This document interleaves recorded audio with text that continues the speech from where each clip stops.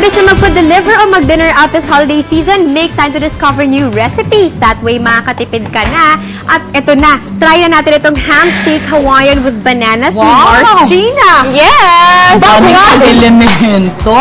Una nating gagawin is we're gonna make the sweet sauce. So, unahin natin yung butter. Pasabog. Okay. May pasabog ako kasi nga fancy-fancy daw. Oh. Okay, after butter. After the butter, you put in the sugar. Sama na natin. Oo, kasi pag nag-melt yun, masusunog mo. Tapos mga Mars. Lapot mo yung namin, boy! Disposable yan. Mars, party ah. Party ba yan? Oo, chill lang kayo. Mars! Ganun ba? Ala, nanlilisik yung masalit sa June. Mars!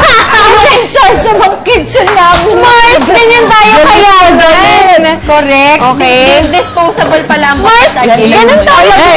Ayan, kaloka ka man. Kontrabida. Okay guys, wait. Next step. Okay, go.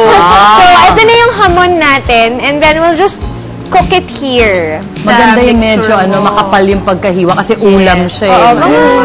Half. Hindi naman siya palaman. Yes. Pag palaman yun. Pwede manipis. Tapos parang basta, madali lang to. Parang Yan, you have open to yung cook Mars. it lang on one side, ganyan. Hanggang mag-brown. Tapos gumagawa po ako ng parol.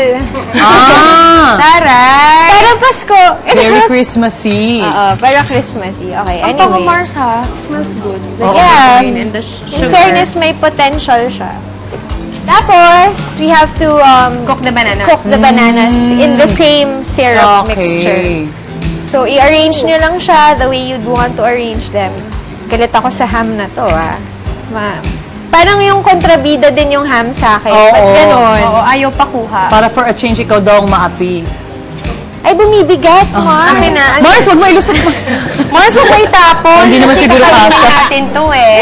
Mars, wait lang. Hindi Nagko-concentrate mo magtapon ng mga kung ano-ano, Mars. ng paghahalataan, Mars. Okay, there. Ito naman. Okay, ayan. So, meron pa tayong syrup. So, yun nga. Nag-prepare ako ng banana. saging na saba? Yes. Okay. Para, syempre, balanced pa rin yung meal for your kids. May fruits pa rin. Tapos, Tsaka very light na ano na rin yan, Mars. ay! Oh, Tapon mo na naman. Abot mo na lang kaya sa akin. Akin na. Malapit na kita. So, i-baste nyo lang yung bananas dito for a couple of minutes. Tapos, yan na. Malapit na tayo kumain. Super. Okay. Ang bango. Sir, Ang bilis, Mars. ayun na, ready na siya eh. Kasi na-absorb na nung bananas. Smells so Tsaka good. nag-caramelize na yung mixture. Yung mixture. Oh my God. So good. Smells so good. And sobrang bilis lang niya. So, even if busy mom ka, diba, you go home, you prepare this. Yes. Yes, and you want to prepare something really, really nice for your family, Oo. diba? Napakabilis put the bilang luto syrup. na yung ham actually, no? Oh. Okay din kaya kung like if you cook the sweet ham? Feeling ko pwede Yung naman. manifest. Oh, yung nabibili.